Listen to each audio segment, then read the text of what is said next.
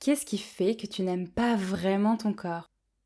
Pourquoi ne l'acceptes-tu pas totalement? Peut-être parce qu'il ne correspond pas aux photos des publicités. Et c'est normal puisque c'est complètement impossible. Quand tu regardes la peau d'une femme dans un magazine ou une pub à la télé, tu vois une peau complètement lisse, ferme, totalement homogène. Une peau que bien sûr on n'a jamais vue dans la vraie vie, car telle qu'elle nous est montrée dans les publicités, elle n'existe absolument pas. Même une peau sans imperfection ne ressemble pas du tout à ce que l'on voit dans les pubs. Dans ce podcast sur l'acceptation de son corps, je te propose d'aller voir pourquoi il est si difficile d'accepter son corps dans notre société actuelle, avant d'aller voir des astuces concrètes qui te permettront de progresser sur ce chemin. Je m'appelle Sophie, je suis coach de vie. Je partage des connaissances et des astuces concrètes pour s'aimer davantage, ainsi que pour vivre une vie plus sereine et plus épanouie. N'hésite pas à t'abonner si mon contenu t'intéresse et à mettre la petite cloche pour ne louper aucune vidéo, aucun podcast. On peut se demander si les pensées qui font que tu rejettes ton corps t'appartiennent vraiment ou si elles sont le fruit des standards de notre société. La beauté physique est déterminée par des normes qui ont évolué et se sont même parfois inversées au fil du temps. Tu dois respecter ces normes, ces règles pour être considéré comme beau, belle. À l'âge de pierre, il semblerait que la femme considérée comme la plus belle est celle qui est en surpoids, car c'était un signe de fertilité. Et ça ne va pas tout de suite beaucoup évoluer. Tu as sûrement déjà vu des peintures ou sculptures de la Grèce antique. On y voit clairement la vision de la beauté de l'époque, et c'est une femme, généralement ronde, à la peau claire. Ce n'est qu'en 1920 que le changement pour le moins radical a lieu et que la silhouette de la femme européenne se doit d'être plus fine, voire carrément maigre. Ça permet quand même de relativiser. Ce corps qui est le tien et que tu n'acceptes peut-être pas aujourd'hui parce que tu te trouves trop ronde ou que tu trouves que ton ventre n'est pas assez plat, il y a fort à parier que tu l'aurais adoré si tu étais né à une autre époque ou même dans un autre pays. Car vu que les normes et critères de beauté sont culturels, ils ne sont effectivement pas les mêmes partout. Il te suffit peut-être donc de déménager. Je rigole évidemment, mais on n'est quand même pas très loin de la vérité. Dans plusieurs pays d'Asie, on a le culte de la peau très pâle. On se fait blanchir la peau, on prend des compléments alimentaires blanchissants, on applique des crèmes blanchissantes. Les supermarchés regorgent de ce type de produits. En Europe, j'aurais beaucoup plus de mal à en trouver. Mais par contre, je sais que je pourrais facilement trouver des crèmes qui font le teint hâlé, des crèmes auto-bronzantes. En France, même si on ne cherche pas à tout prix à l'obtenir, le bronzage a plutôt la cote. Et certains passent leur journée au soleil pour acquérir ce bronzage. Cet exemple montre bien que 1. La beauté, c'est culturel, et 2. Que l'on cherche quand même souvent à obtenir ce que l'on n'a pas. Certains Asiatiques voudraient une peau plus pâle et certains Européens une peau plus bronzée. Je trouve qu'il est important de diversifier ces représentations de la beauté et de ne pas rester enfermé dans celles que l'on nous impose et qui nous influencent dans notre perception de la beauté. On peut totalement imaginer une société dans laquelle les poils des femmes sont mis en avant. Si on avait glorifié les femmes qui avaient des poils sous les bras et sur les jambes, en associant ça à la beauté et à la sensualité, il y a très peu de gens qui auraient eu l'idée de s'épiler. Alors qu'aujourd'hui, l'inverse est tellement ancré qu'il semble difficile de faire marche arrière. On voit bien que les critères de beauté ne nous appartiennent pas et qu'ils nous emprisonnent. On essaye plus ou moins inconsciemment de correspondre aux standards de beauté de l'endroit où on habite. Des critères de beauté qui sont véhiculés par les magazines, les films, les publicités. Toute la culture finalement participe à ériger une beauté comme étant la beauté standard. On a le sentiment qu'on sait tout ça, qu'on en a conscience, mais on est quand même influencé. Cindy Crawford disait d'ailleurs finement « Vous voulez ressembler à Cindy Crawford, même moi, je ne lui ressemble pas ». Je trouve que cette phrase illustre bien l'influence des réseaux sociaux, tout ce qu'ils véhiculent, et notamment toutes les photos retouchées qui circulent. Aujourd'hui, quand on n'aime pas une partie de son corps, on la change. Sur les réseaux sociaux, on est confronté à l'incitation à la chirurgie esthétique. Pourquoi s'embêter à accepter son corps, voire même à essayer de le modifier naturellement, alors que la chirurgie peut le faire pour toi?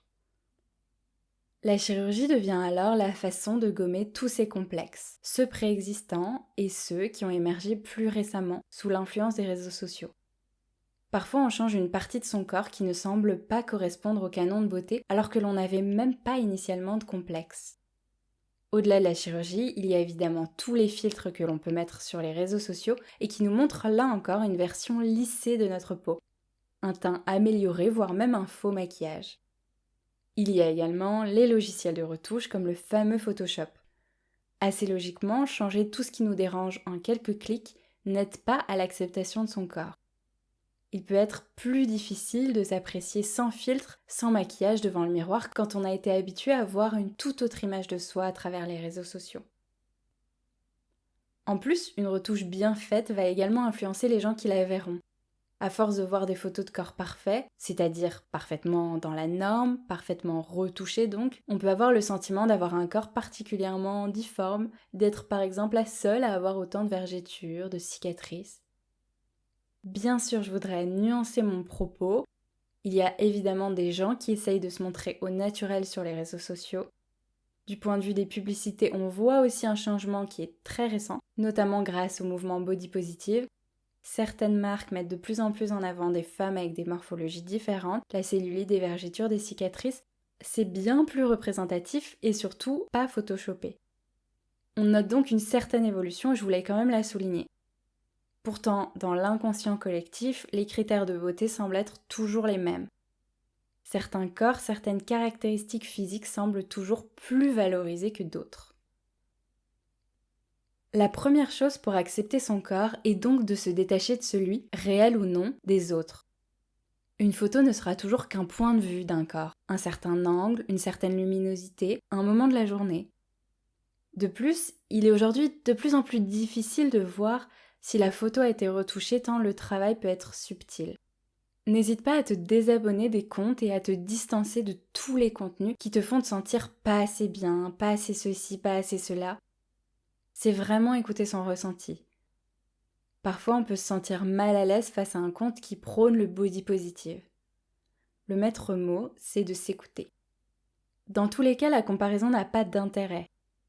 Nous avons des morphologies différentes, des métabolismes différents, des vies différentes, des âges différents, des parcours de vie différents, car oui, les chocs et expériences douloureuses peuvent marquer le corps, les grossesses également.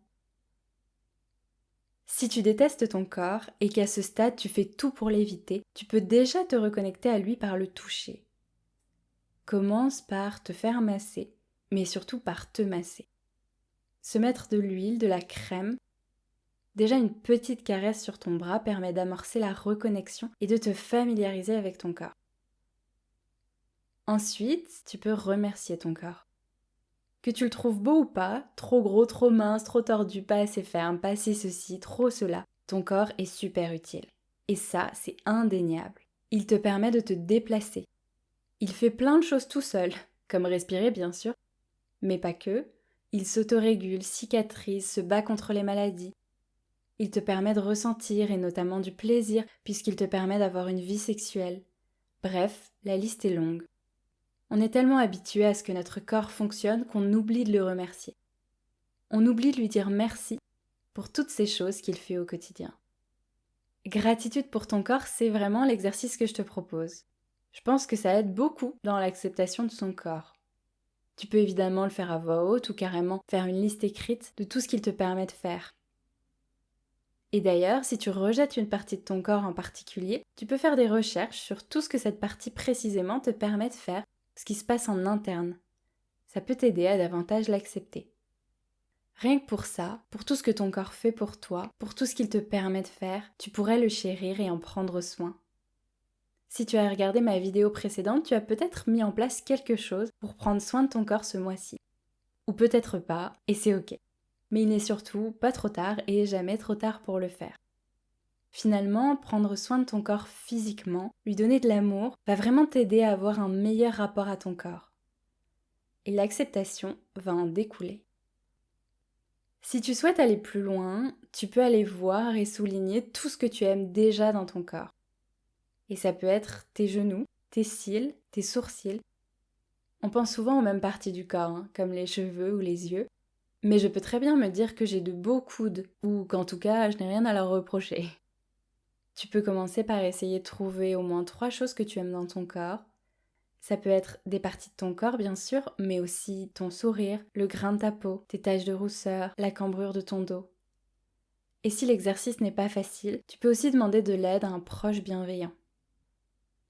Dans tous les cas, tu peux faire l'exercice en questionnant vraiment tes complexes. Pourquoi est-ce que je n'aime pas spécialement cette partie? Est-ce que c'est parce qu'elle ne semble pas correspondre aux standards de beauté? Est-ce que c'est parce que j'ai déjà reçu une réflexion désagréable à ce propos? Est-ce que finalement c'est juste parce que je me disais que c'est pas une partie extraordinaire? Mais qui a dit qu'on ne pouvait pas accepter et aimer quelque chose d'ordinaire? Finalement, selon moi, on peut mixer la beauté et l'utilité. Si tu trouves que tu as par exemple de beaux pieds, eh bien top! Cultive cet amour vis-à-vis de cette partie du corps que tu apprécies et n'hésite pas à les complimenter. Et si tu n'arrives pas à trouver une partie de ton corps belle, tu peux voir l'utilité qu'elle a. Peut-être que tu es un homme et que tu trouves tes mains trop fines et tes doigts trop longs, mais ces doigts vont être très utiles pour un certain nombre de tâches, comme pour jouer au piano par exemple.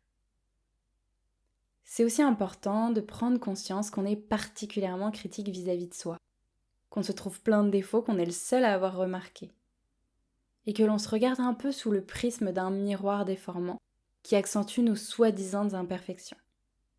En plus de ça, l'être humain est complexe et on a souvent envie d'avoir ce que l'on n'a pas. Beaucoup de femmes aux cheveux lisses voudraient avoir les cheveux bouclés et inversement. Je rejoins Paulo Coelho qui disait « Le bonheur n'est pas d'avoir tout ce que l'on désire, mais d'apprécier ce que l'on a ». Tu peux donc essayer de regarder ton corps différemment, avec des yeux neufs, comme si tu mettais des lunettes de bienveillance. Regarde ton corps en te disant qu'il est parfaitement imparfait, que c'est ok, et vois les parties de ton corps que tu pourrais tout simplement apprendre à aimer. Et puis ton corps raconte ton histoire. Ton corps reflète aussi peut-être les épreuves de ta vie, les accidents, les souffrances, les mauvaises périodes, les grossesses aussi.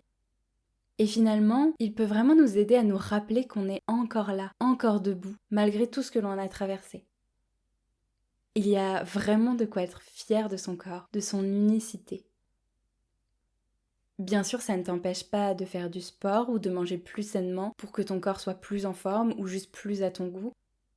Le plus important étant que tu te sentes bien dans ton corps. Je trouve ça chouette d'apprendre à aimer et accepter son corps dans un premier temps avant d'essayer de le changer.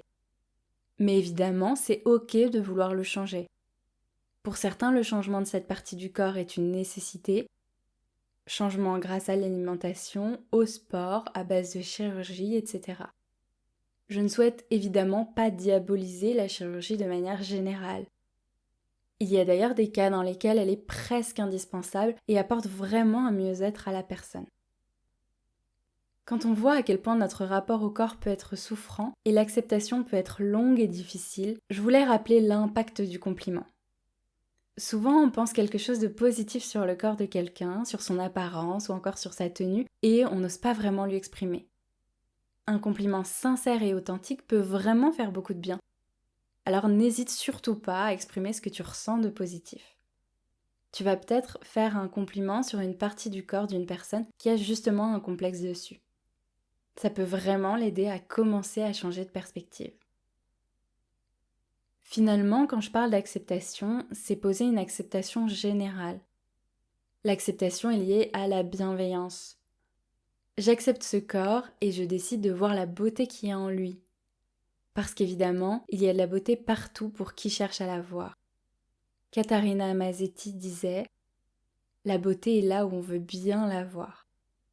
Je pense même que la beauté peut être un état d'esprit.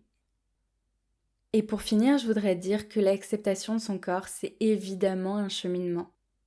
On ne passe pas du noir au blanc, ça prend du temps, ce n'est pas forcément évident. Et quand je parle d'acceptation, le but pour moi, c'est une acceptation relative de son corps. Même quand on accepte et qu'on aime globalement son corps, il y a des jours où on n'y arrive pas. Ne pas trouver toutes les parties de son corps absolument magnifiques, c'est normal. Et ne pas s'accepter tous les jours, l'est aussi. On a des mauvaises journées, des mauvaises périodes où on voudrait changer de corps, où on évite le miroir. Et évidemment, c'est ok. Voilà, c'est tout pour ce podcast. Si l'acceptation de ton corps est une thématique qui est souffrante pour toi, je t'envoie plein de courage. Si ce podcast t'a plu, tu peux mettre un pouce ou un commentaire. Comme toujours, si tu veux aller plus loin et notamment développer plus d'amour pour toi et pour ton corps, tu peux prendre rendez-vous avec moi pour un coaching personnalisé directement sur mon site internet Choisir de s'épanouir que je te mets en barre d'infos. On se retrouve dans un prochain podcast sur le rapport au corps, plus précisément sur la sexualité, dès la semaine prochaine. En attendant, prends soin de toi. Ciao!